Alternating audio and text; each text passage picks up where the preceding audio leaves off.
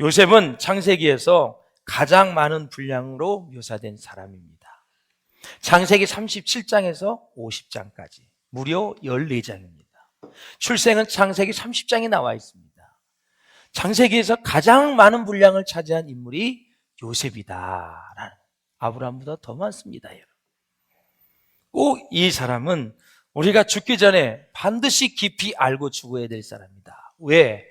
하나님이 주신 꿈이 어떻게 이루어졌는지, 그 꿈을 어떻게 성취해서 하나님께 영광을 돌렸는지, 어떻게 해서 자기 민족을 살리고 전 세계 나라 민족의 위대한 나라를 만들었는지, 그리고 선한 영향력을 끼친 인물이 도대체 어떻게 준비가 되었는지, 이런 것들을 바라보면서 우리에게 적지 않은 도전이 될 수 있기를 주의 이름으로 축원을 드립니다.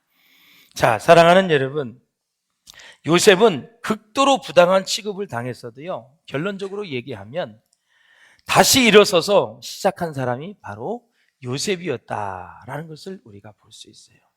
정말 부당한 취급을 많이 당했어요. 극도로 부당한 취급을 당했어요. 그 상황에서도 다시 일어나서 다시 시작한 사람이 요셉이었다. 뿐만 아니라 요셉은 거부를 당하고 버려져도 다시 시작한 사람이다라는 거죠. 누가 나를 거절한다 할지라도, 누가 나를 버린다 할지라도 하나님만큼은 나를 버리지 않으셔. 하나님은 내게 꿈을 주신 분이야. 반드시 나를 통해서 이루실 분이야. 그래서 또다시 시작한 사람이 요셉이었다라는, 뿐만 아니라 중상모략을 당하고 그 존재가 잊혀진다 할지라도 또다시 시작한 사람이 요셉이었다. 사람은 살다가 중상모략을 당할 수가 있습니다. 참으로 불쾌하고 힘이 들죠. 그리고 많은 사람들에게 있어서 존재가 잊혀질 수 있어요. 구덩이에 빠지고 두 차례나 감옥에 들어가니 많은 사람들이 보기에 저 인생은 끝났다, 이렇게 보는 거죠. 사람이 사람에게 잊혀질 때가 서글픈 것입니다. 가장 가까운 사람들에게 잊혀질 때가 가장 서글픈 거예요. 옆에 친한 분들이 많이 있는 걸 감사하시길 바라고, 친하게 지낼 때 관계를 더 유지하시기를 바라고, 한번 영적으로 관계가 깨지면 돌이킬 수 없다라는 사실을 여러분들은 아셔야 돼요. 여러분, 영적인 것과 세상의 교제는 완전히 다르다는 사실을 아셔야 돼요. 영적인 교제는 하나님이 지금 개입되어 있는 거예요. 그래서 하나님과 원수가 되게 만들고 나중은 사람과도 관계가 다 깨어져 버리는 거예요. 그래서 주위에 믿음의 많은 우리의 권속들이 있으면 감사할 수 있기를 주님의 이름으로 축원합니다. 그 사람들을 잃어버리면 나중에 참 고독하고 외로운 것입니다. 요셉은 이렇게 중상모략을 당하고 정말 그 존재가 잊혀진다 할지라도 다시 시작했다. 뿐만 아니라 과거의 상처와 아픔이 있었지만 용서하면서 다시 시작한 사람이다. 요셉이 얼마나 상처가 많이 있었습니까? 그 형들을 통해서 그 형을 다시 용서하고 모든 인생을 다시 시작하는 모습, 바로 요셉에게서 배울 수 있는 거죠. 뿐만 아니라 어떤 난관 속에서도 좌절하지 않고 다시 시작한 인물이 바로 요셉이다라는 거죠. 옆 사람을 한번 축복했어요. 뭔지는 모르지만 다시 시작합시다.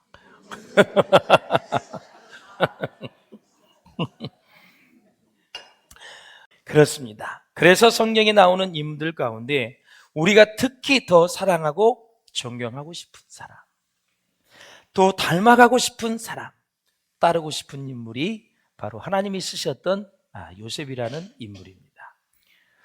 요셉은 특별히 자기를 힘들게 한 사람을 미워하지 않았습니다.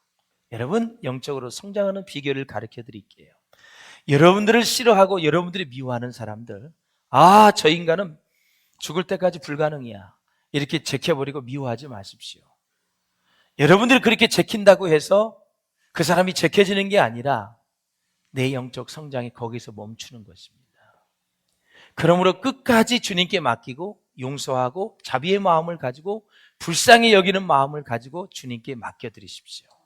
그러면 여러분은 다시 또 영이 성장할 수가 있습니다. 사람은 용서하지 못하는 순간 나는 세월 가면 잊을 거야. 여러분, 유행가 가사 따라 우리가 인생을 사나요? 성경이 그렇게 가르치고 있나요? 세월 가면 잊혀지면 얼마나 좋을까요? 그 지긋지긋한 인간은 더 생각이 나는데 어떻게 할 거예요? 용서의 위에는, 십자가 위에는, 예수님의 사랑 위에는 절대 잊혀지지 않습니다. 사랑하면 다 잊혀지는 것입니다. 그 사람이 나의 발목을 잡지 않아요. 나의 괴로움, 고통 다 이러면 주님께서 자유케 해주실 줄로 믿습니다. 그래서 특별히 자기를 힘들게 한 사람을 미워하지 마시고 주님께 내어 맡기고 나아가면 우리는 영적인 성숙과 성장을 계속 이루어갈 수 있다라는 거죠. 여러분, 영성의 대가들을 보십시오. 얼마나 삶이 단순한지 모릅니다. 제가 우리 영적인 거인들을 많이 만났잖아요. 너무너무 단순해요. 그러니까 단순하게 순종하고요. 그리고 악이 섞이는 거는요, 말을 섞지도 않아요. 섞지를 않아요. 그냥 누가 어떤 말을 하면 딴 말로 돌려서 자기가 할 말을 하고 나갑니다. 영적 거인들이 다 그렇더라고요. 당신 그 말을 하는데 그거는 당신이나 나나 하나님 앞에 아무 영향가 없는 얘기, 그 얘기를 해. 그런 얘기 안 하고 그냥 자연스럽게 다른 쪽으로 대화의 화제를 돌려버려요. 그러면 얼마나 무한한지 몰라요. 내가 어떤 얘기를 하면 맞장구를 쳐줘야 되는데 안 쳐주고 돌려버려요. 영적 거인들이 다 그렇습니다.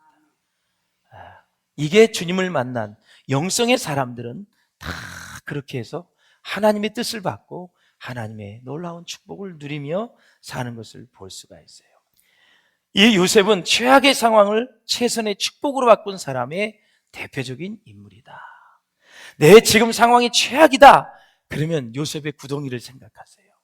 요셉이 빠진 구덩이, 자력으로는 못 나온다 그래. 구덩이 깊이 때문에. 두 번째, 요셉의 감옥의 두 감옥을 생각하세요. 한 번도 아니고 두 번. 술 맡은 간원장이 나가서 반드시 기억을 한다 그랬는데 화장실 갈 때하고 나올 때가 틀리다고. 감옥에서 나가니까 요셉을 생각을 안 하는 거예요. 2년 동안 또 옥살이를 했습니다. 최악의 상황에서 최선의 하나님을 바라보십시오. 우리 하나님은 이렇게 하실 수 있어.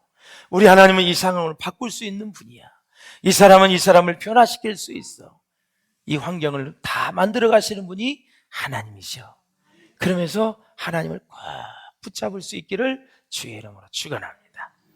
정말 요셉에 대해서 제대로 배우고 결단하면요, 우리의 인생이 새로워져요. 그리고요, 믿음이 성숙하게 된다라는 거죠. 요셉은 하나님을 원망하지 않았습니다. 게다가 조상 탓도 안 했습니다. 환경 탓도 안 했어요. 기가 막히는 절망 속에서도 꿈과 비전을 포기하지 않았다라는 거죠. 진짜 하나님으로부터 받은 비전은, 꿈은 여러분 매일 생각납니다. 매일 생각나요. 일반적으로 보편적으로 보면 사람들은 자신의 인격이 완전하지는 않지만 무슨 생각을 하냐면 그래도 지옥의 형벌을 면할 수 없을 정도로 악하다고까지는 생각하지 않는다라는 거죠. 짧게 말씀을 드리면 한마디로 지옥 갈 만큼 나는 악하지 않다, 이렇게 생각하는 것이 다 대부분의 사람들의 마음이다. 그러니까 아무리 지옥을 얘기해도 지옥이 있다는 것을 믿지 않습니다. 천국이 있다 그래 너 나가라 이렇게 얘기하지요. 천국과 지옥을 믿지 않는 거예요. 나는 지옥 갈 만큼 나는 악한 사람이 아니다, 이렇게 생각하는 것이 다 보편적인 사람들의 마음이다라는 거죠. 사랑하는 여러분, 그래서 그런 인생들은 특별한 계기가 생기기 전에는 신앙이나 하나님의 말씀에 절대 주의를 기울이지 않습니다. 사랑하는 여러분, 하나님이 주시는 꿈은 일상적인 꿈과 그 성질이 완전히 다르다. 하나님이 주시는 꿈은 희망사항이나 잠재의식의 발현이 아닙니다. 하나님의 계시입니다. 하나님의 계시. 요셉은 이 꿈을 꾼 후에 완전히 하나님의 말씀에 사로잡혀서 다른 일을 할 수가 없었어요. 요셉의 일대기를 보면은 출생을 해서 17세까지 보면은 가족 안에서 변화를 겪었던 시기예요. 참 별로 좋지 않는 가정. 배울 것이라고는 아무것도 없는 가정이 바로 요셉의 가정이었어요. 갈등과 시기가 있었어요. 음모가 있었어요. 이렇게 어린 요셉의 미숙함이 드러나는 때가 17세까지였다. 그리고 17세에서 30세까지 요셉은 고난의 시기였었습니다. 노예로 팔려가 억울하게 감옥 생활을 하고 그 연단이 어려움이 계속해서 이어졌지요. 시련과 고난의 시간을 그는 어떻게 버텨냈는가? 두 가지입니다. 여러분, 시련이 올 때, 고난이 올 때는 두 가지 꼭 기억해야 돼요. 하나님을 믿는 믿음으로 그 자리를 지키십시오. 그리고 성실함으로 예배하십시오. 그럼 하나님이 다 일해 주십니다. 그러면 나도 모르게 하나씩 하나씩 변화가 일어나게 됩니다. 예. 아무리 어려도 예배 자리 지키셔야 돼요. 그리고 믿음으로 주를 바라보고 계시면 하나님이 우리 마음 헤아려 주고 다 아픈 마음 쓸어내려 주시고 평안을 주시고 다시 한 줄기의 빛을 주셔서 하나님을 향해 꿈을 꾸게 하시고 다시 일어나 여호와를 앙망할 수 있도록 우리에게 비전과 꿈을 주시는 분이 하나님이시다. 한마디로 영적인 자리를 벗어나지 말라라는 거예요. 기분대로 신앙생활하지 말고 감정대로 신앙생활하지 말고 조금 내가 말씀을 드렸는데 체인 같은 느낌이 들릴 수 있어요. 저 말씀은 나에게 너무 강력하다. 저 말씀은 내가 좀 가분하다. 저 말씀은 내가 좀 부담이 되네. 그래도 그것이 하나님 말씀에 가깝다면 그것을 조금씩 생각하면서 그래, 그렇게 살면 좋겠지.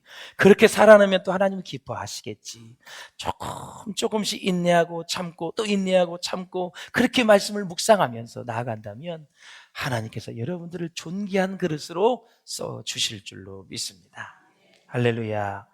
30 이후부터 죽을 때까지는요, 요셉이 애굽의 총리가 되어서 부귀 영화를 누리던 때였었어요.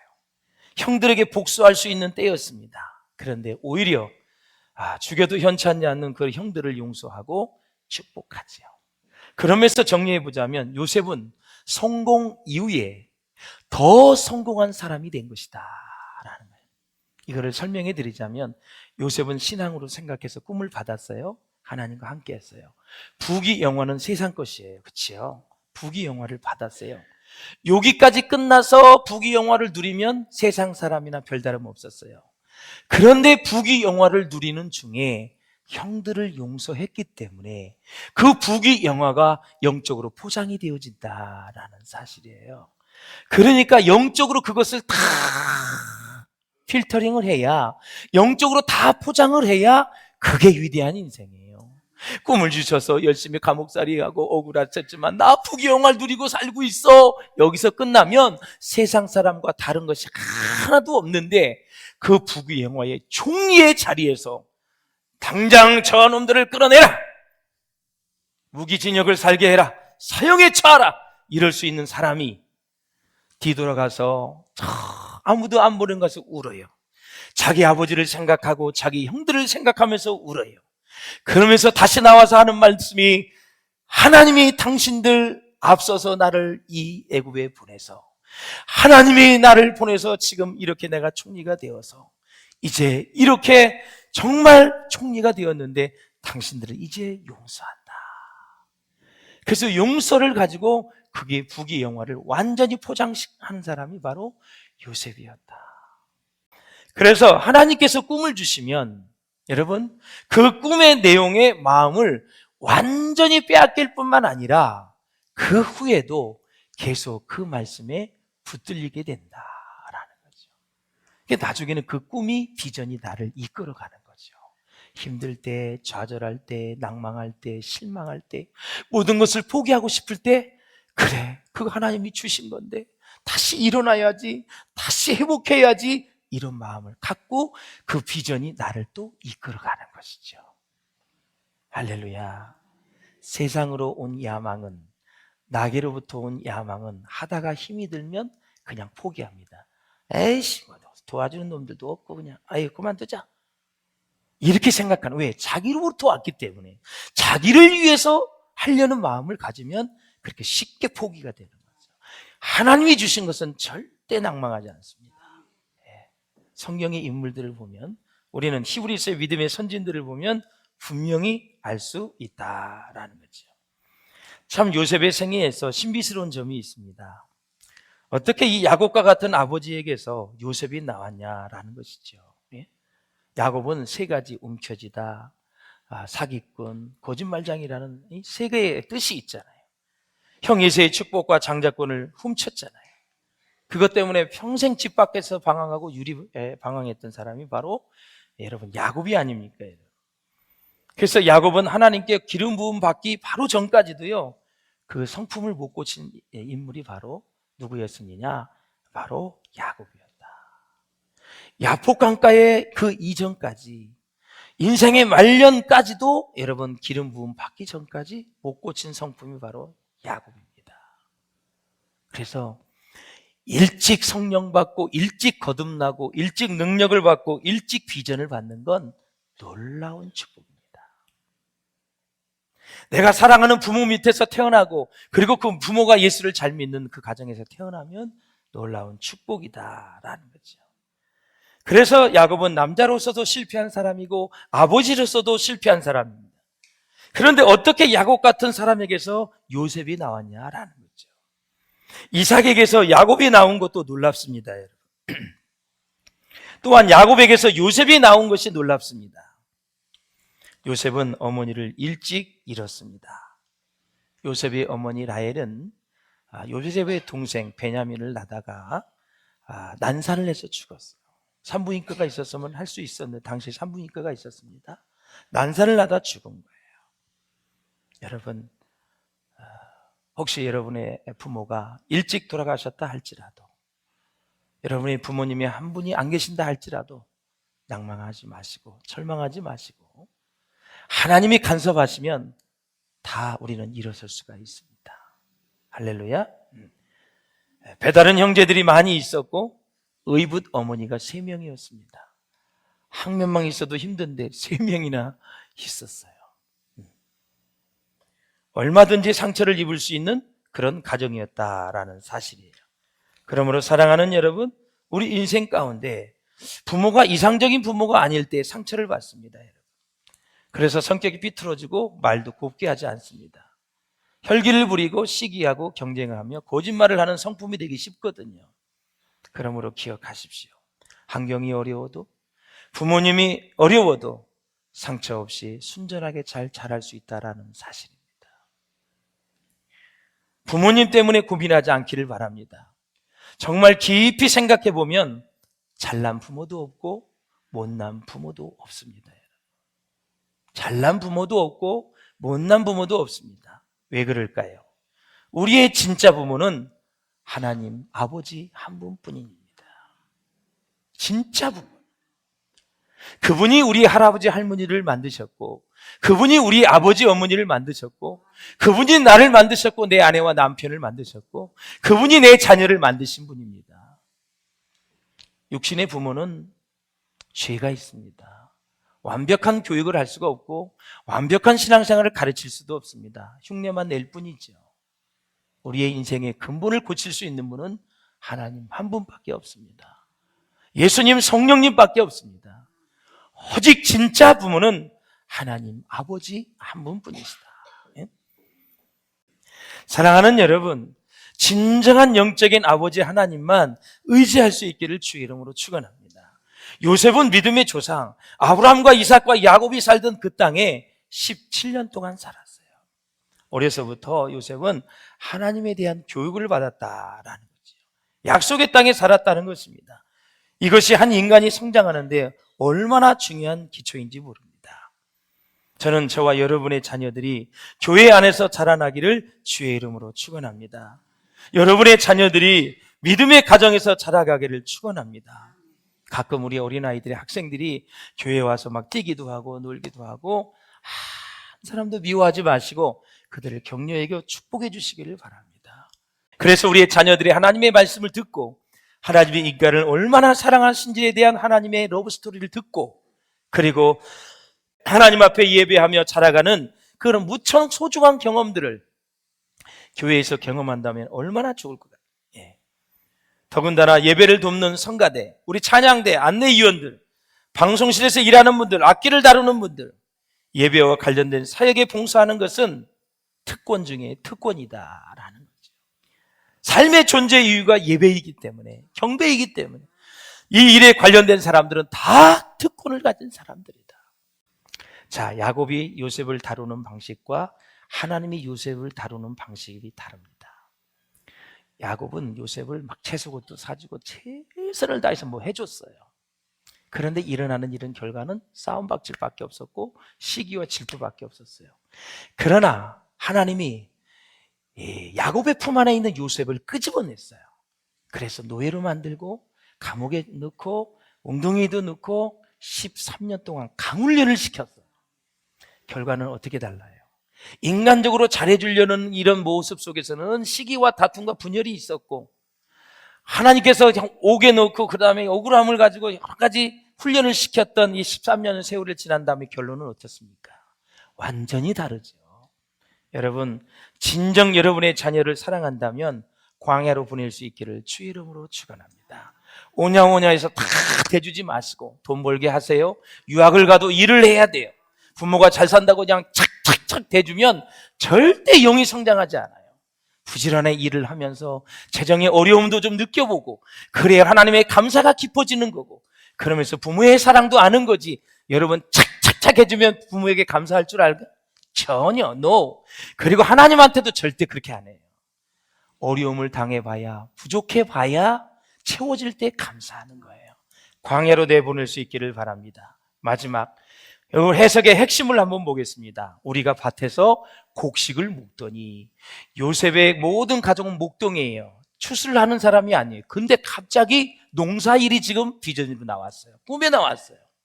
이것은 나중에 애굽에 7년 동안 풍년과 7년의 흉년이 들은 그때 이 농사 시절에 결국 그것을 해석해내는 이 놀라운 비전이죠.